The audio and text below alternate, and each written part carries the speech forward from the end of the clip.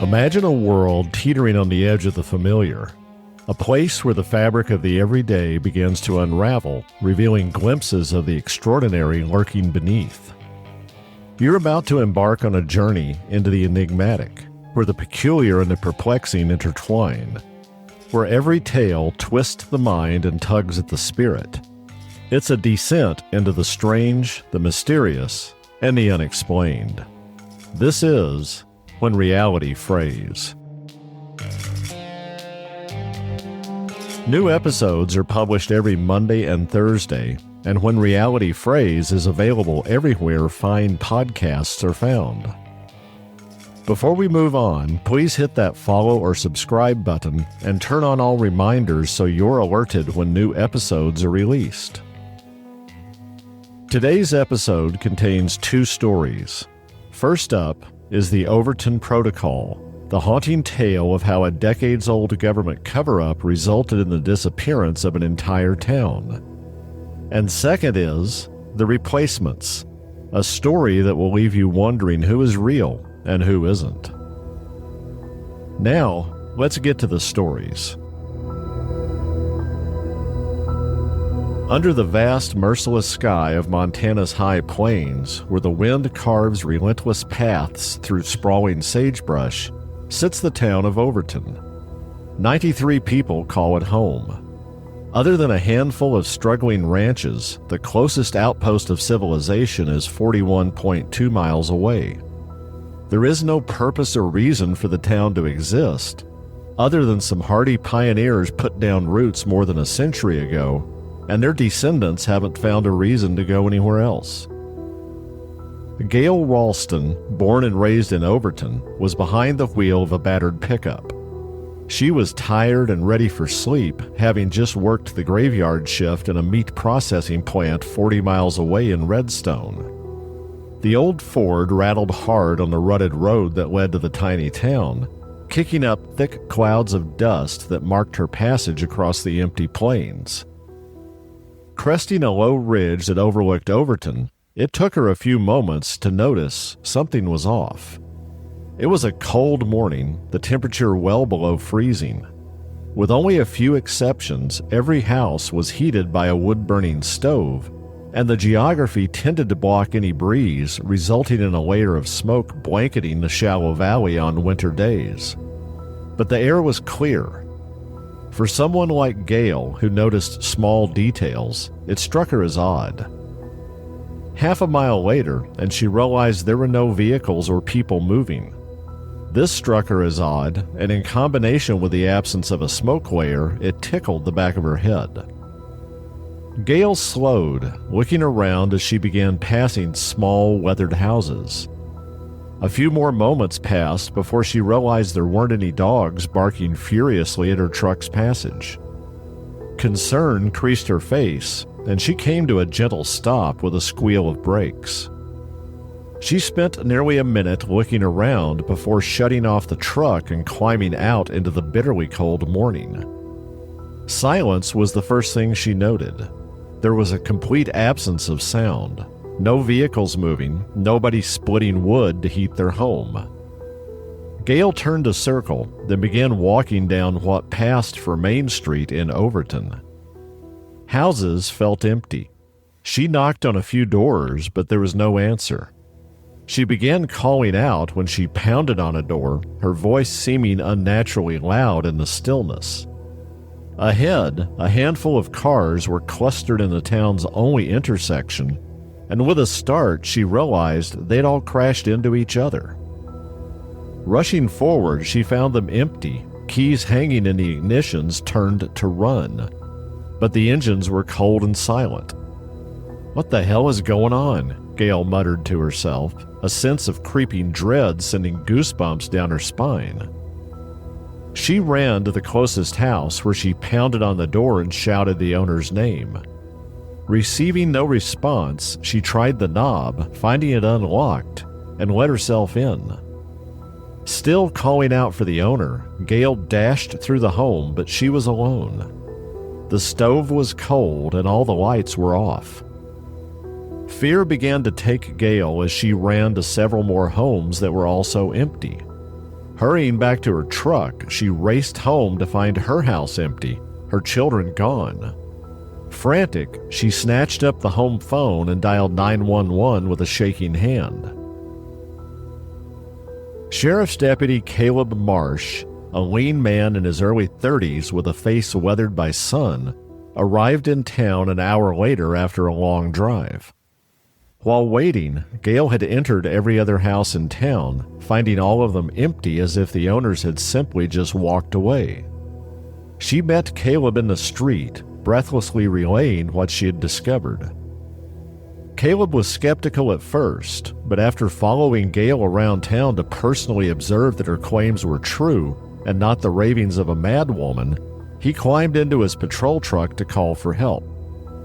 His police radio crackled, spitting static that pulsed rhythmically, and he was unable to contact anyone. On edge, he and Gail went into the closest home to use the landline phone, but it was dead. They rushed to a neighboring house, but there was no dial tone when he lifted the receiver. Caleb had noted a satellite dish on the house's roof and picked up a remote to turn on the TV. A blue screen displayed a message: loss of signal. They returned to his patrol vehicle, Gail noticing he kept his hand on the butt of his holstered pistol as they hurried through the silence. Caleb told her he was going for help, but she refused to accompany him. She was going to keep looking for her children. He reluctantly agreed and climbed behind the wheel, but when he turned the key, the vehicle was dead. With rising panic, he and Gail ran to her battered Ford, but it was dead too. They tried several other vehicles with keys hanging from the ignition with the same results. "What do we do?" Gail whispered, feeling a need to not draw attention to them. But attention from what? Caleb shook his head, turning a slow circle and surveying everything within sight. "If this is some sort of sick joke," he began, but the fear on Gail's face dispelled any thought that she was pulling a prank. "Okay," he said after a few moments' thought. "We walk." A powerful bass rumble, more felt than heard, rolled through the ground beneath their feet. It lasted for several seconds before going quiet and leaving them in unbroken silence. "We need to go," Caleb said softly, his eyes darting, the pistol now in his hand. "You go," Gail said. "I'm not leaving without my children." Caleb met her eyes, noting the resolve on her terrified face. "I'll be back, with help," he said, turning and walking away. Gail watched him for a moment before dashing to her truck. Behind the seat was a shotgun, and she made sure it was fully loaded, then shoved spare shells into her pockets. Feeling a little better now that she was armed, she rushed to her house. Inside, the silence seemed even more oppressive, as if she wasn't just experiencing the absence of sound, but its suppression. She searched every inch of her home for clues to her children's fate, but found nothing. She lifted the phone's receiver, but it was still dead. Her TV, also connected to a satellite dish, displayed a loss of signal message. Gail stood in the middle of her living room, visually examining everything when another bass rumble rolled through the house. This one was much more powerful than the last, rattling dishes and cabinets and causing pictures on the wall to vibrate. It lasted for nearly a minute before fading out. Leaving her home, Gail walked purposefully back to Main Street and strode into a church that dated back to the late 1800s. She wasn't there to pray. This was the only structure in town more than a single story tall, and she wanted the elevated view from the belfry and the steeple. Gail immediately spotted a trail of scorched prairie grass to the west, a blackened scar cutting across the plains. Pounding down the stairs, she raced to the edge of the burn, a few hundred yards away from town. It was like a trail, like something hot had seared the landscape as it passed. Without a second thought, Gail followed the blistered track out onto the empty prairie. She walked for close to an hour, stopping in surprise when the ground beneath her feet turned so soft and spongy it was hard to maintain her balance. Gail started to step clear, but the ground opened and swallowed her whole. She landed hard on her back, in perfect darkness, the breath whistling out of her lungs. There were a few bad moments when she was sure she'd suffocate, then her body began working again and she drew a ragged breath. Sitting up, she groaned in pain, but after a few moments of cautious testing, was reasonably confident the worst that had happened was some bruises and a sore back. Reaching out in the Stygian darkness, Gail held her breath for fear of what she might discover, but her hand encountered nothing other than air. Using the shotgun, she got to her feet and looked up at whatever it was she had fallen through but could see nothing, not even a seam. The bass rumble sounded again, much more powerful than the previous times. The sonic waves bombarded her, a physical presence in the dark that vibrated organs and caused her teeth to chatter.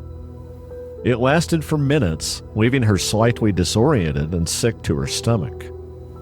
As it ended, dim red lights set into a wall popped on. Surprised to see an entrance to a concrete tunnel and afraid she wasn't alone, Gail raised the shotgun to her shoulder. After a time, it seemed she wasn't going to be attacked, and she lowered the weapon. Tentatively, she moved closer to the tunnel, which was also bathed in the same red light. It stretched so far into the distance that it narrowed into a single black point. With a deep, steadying breath, she entered the tunnel. Time stretched out as she made her way down the tunnel. There was no end in sight, the dark point in the distance remaining far out of reach. She couldn't tell if she had been walking for 1 minute or 20. Sometime later, it could have been hours, the point began to grow larger until she reached the end. A steel hatch, like she had seen on submarines in the movies, blocked her path.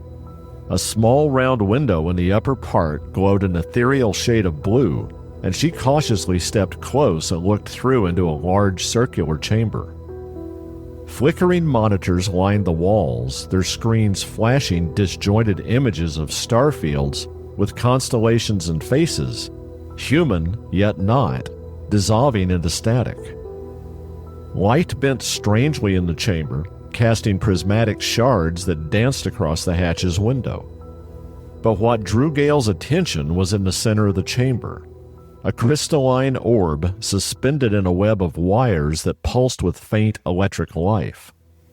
The orb glowed with a liquid mercury sheen, its surface rippling like water disturbed by a stone, and the air around it shimmering as if from a great heat. Gail was mesmerized by the orb, unable to tear her eyes from it. She couldn't even look away when tendrils of another consciousness invaded her mind. She felt the intrusion, but something calmed her, and she marveled as she was given answers to questions she didn't even know to ask. An ancient artifact unearthed in 1953, a relic of extraterrestrial origin capable of tearing open rifts in time and reality. When scientists of the era tried to move it to Los Alamos for study, they experienced temporal anomalies so severe several had to be admitted for psychiatric care, while 2 others took their own lives. It was decided best to leave the relic where it had been found. 70 years later, a new generation of scientists had decided to experiment with the orb, to attempt to create a bridge to a parallel dimension. The test, conducted the previous night, had ripped the townspeople from existence, stranding them in a parallel world. More answers and images flooded into Gail's mind. Then a final plea grasped her heart. Please, help me. Gail understood everything.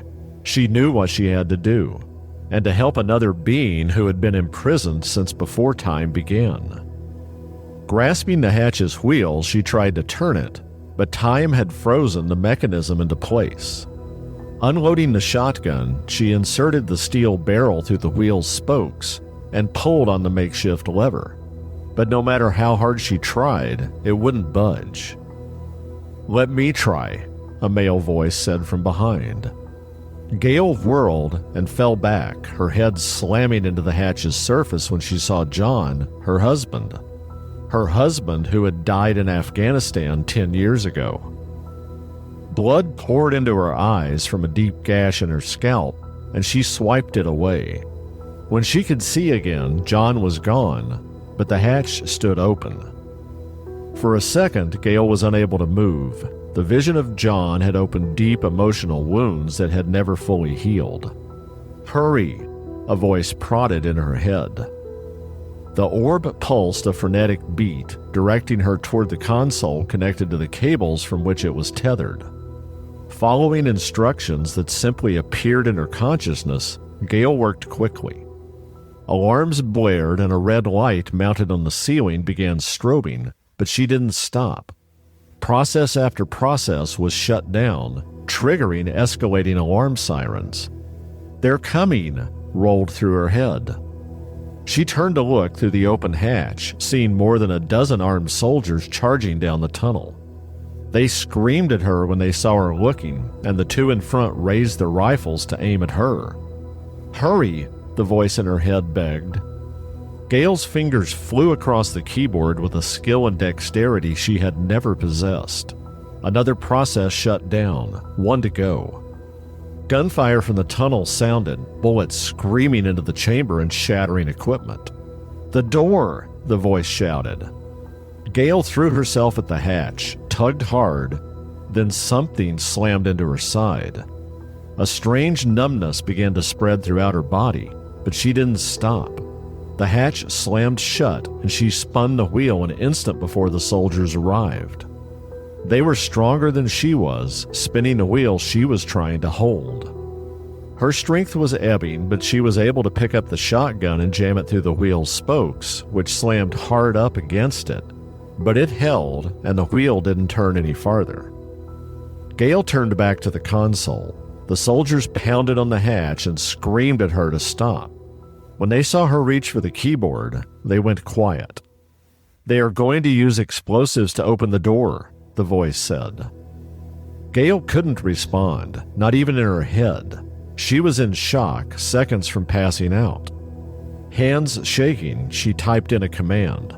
But before she could press the execute button, she collapsed to her knees. For a long moment, she stared at the key and tried to remember why it was so important that she press it. Slowly, her hand came up. Fingers grasped the edge of the console. She coughed, and a gout of bright red blood flowed out of her mouth and soaked the front of her shirt. Gail was so tired. All she wanted to do was sleep. But there was one thing she had to do first. She pressed the execute key with a shaking finger a fraction of a second before the explosive breaching charges detonated.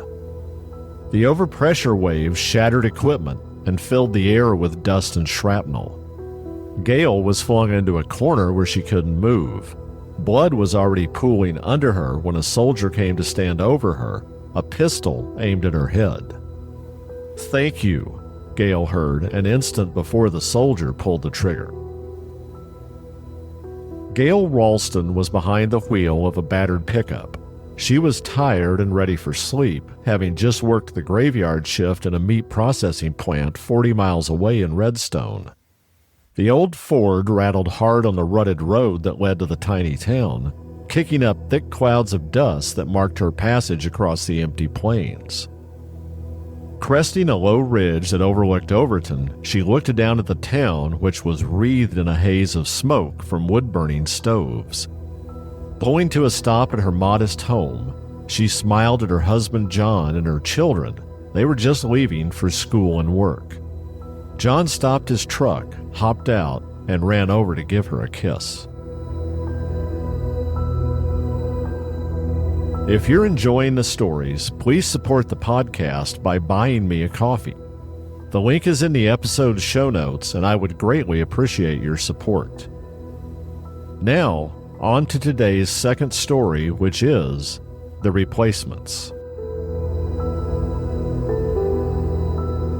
Jason Hart's pulse was racing and his hands trembled. Thoughts of what he had to do swirled chaotically through his head as he splashed a couple of fingers of scotch into a cut crystal tumbler to calm his nerves. By all appearances, Jason was living an enviable life. He was a well-respected attorney who attracted the highest of high-end clients. He lived in a sprawling home in the Virginia countryside with 2 perfect children and a beautiful wife who happened to also be a U.S. senator. He had met Marie a little over a decade ago. She had been a staffer for a senator who found himself in trouble with the IRS and SEC over some shady real estate transactions. The senator had retained Jason to represent him. There had been more than a year of hearings, depositions, filings, and motions, during which Jason had fallen head over heels for the young Senate staffer who accompanied his client seemingly everywhere. Eventually, all the charges against the senator were dropped, and 6 months later, Jason and Marie married. 4 years after that, the senator retired, throwing his support behind Marie to replace him. She had won the seat and was currently running for re-election, and something was wrong. A few months ago, Marie had grown cold and distant.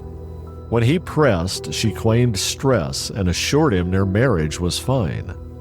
But they stopped having sex, and she lost interest in activities she had always enjoyed. Jason had heard friends talk about rough patches in their marriages and chalked it up to the stress of campaigning while raising a family. He had decided the best thing he could do was be patient. 2 weeks ago, he had been approached by a man who claimed he worked for a certain federal agency, but had refused to name which one.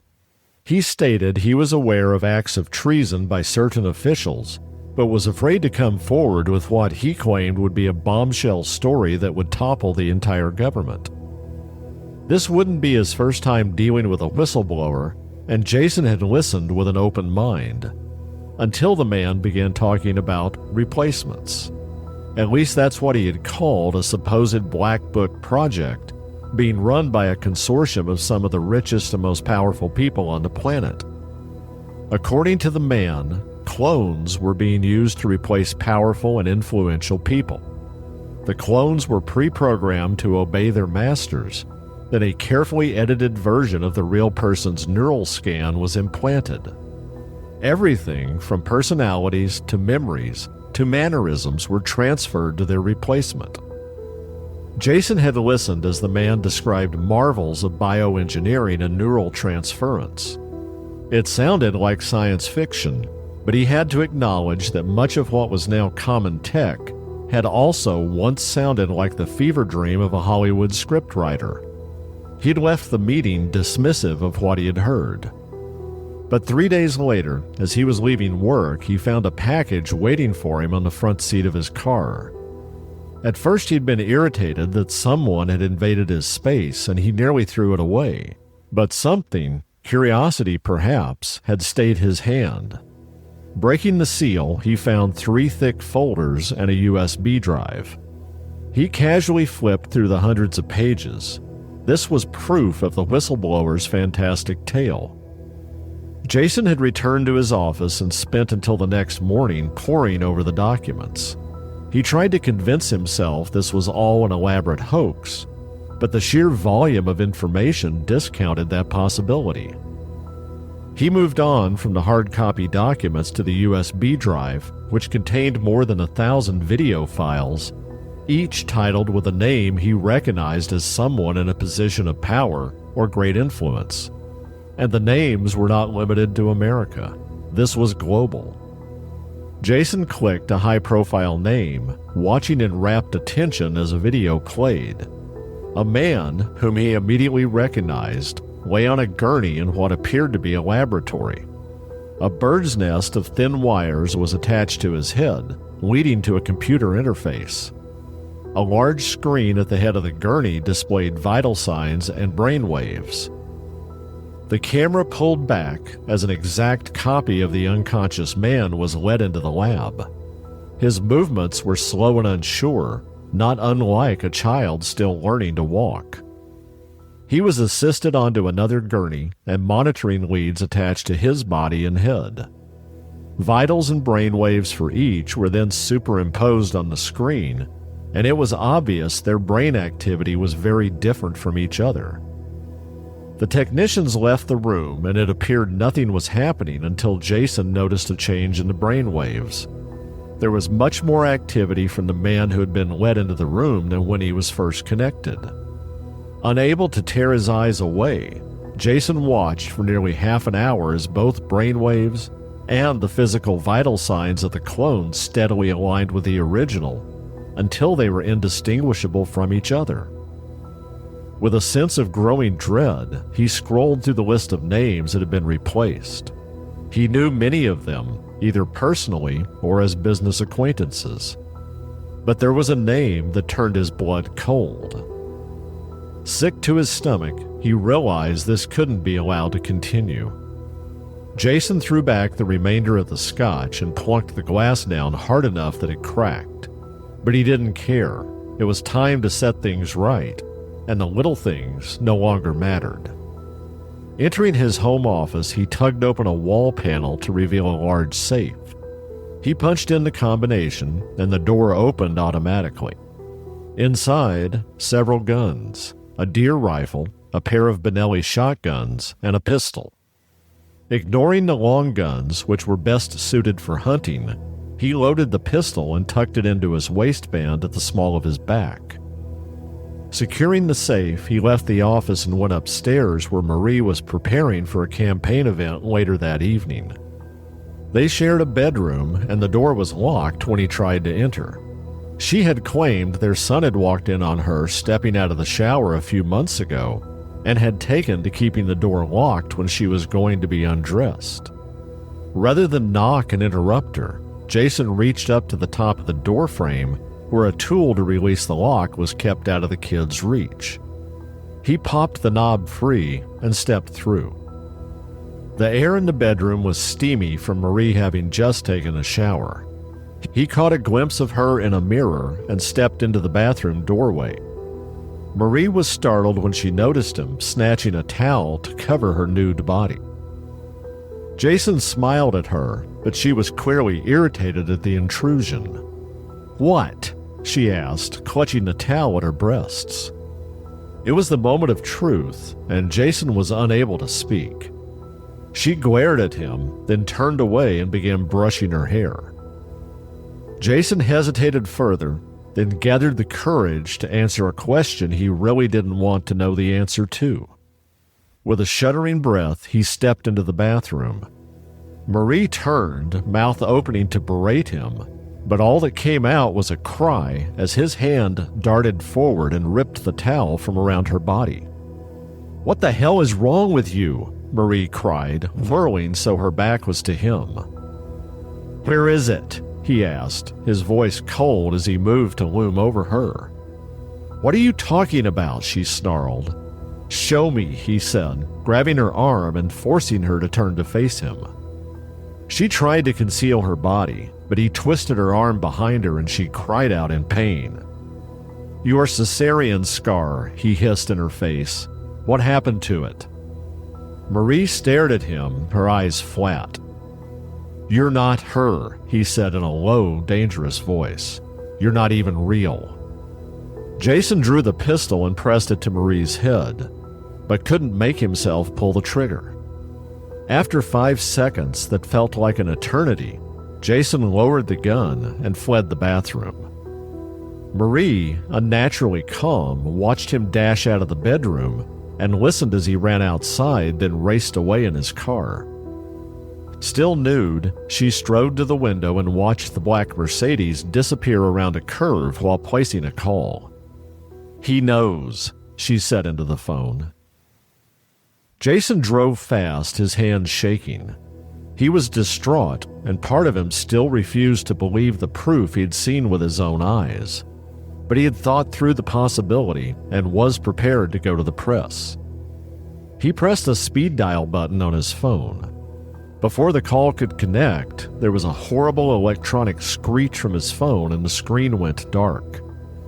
Frowning, Jason took his eyes off the road to check the phone and didn't see the massive dump truck that shot out of a side road directly into his car's path. The impact was brutal, the Mercedes airbags all that saved his life. Within seconds, an ambulance screamed to a stop behind the mangled car. EMTs leapt out and forced Jason's driver's side door open. Less than 60 seconds after the crash, Jason had been sedated and loaded into the back of the ambulance, which disappeared as quickly as it had arrived. 2 months later, Marie Hart won re-election to her Senate seat. She took the stage to deliver a victory speech, thanking her loving husband and children who stood at her side, all beaming with pride. The pundits on TV and social media began repeatedly commenting that Marie and her perfect family should be the party's candidate for the White House in 4 years. Deep in the wilds of West Virginia lies a heavily guarded subterranean facility, ostensibly operated by a private corporation no one has ever heard of. Hundreds of thousands of square feet, where no one really knows what happens. In a room larger than an aircraft hangar, more than 1,000 pods that resemble hyperbaric chambers are aligned with military precision. These are stasis pods, each one supporting a person who is in a medically induced coma. Each pod is labeled with a name. In the rare occasion when the last names are the same on 2 pods, they are grouped together. A third of the way down row 114-C are 2 such pods. They belong to Hart Marie and Hart Jason, maintained in stasis in the event they are ever needed to seed a new replacement. The stories presented are inspired by true events. Names and locations may have been changed for privacy reasons. New episodes of When Reality Frays are uploaded every Monday and Thursday. If you're enjoying the journey into the strange, the mysterious, and the unexplained, be sure to press that follow or subscribe button and turn on all reminders so you're alerted whenever an episode drops. Until next time, thank you for listening to When Reality Frays.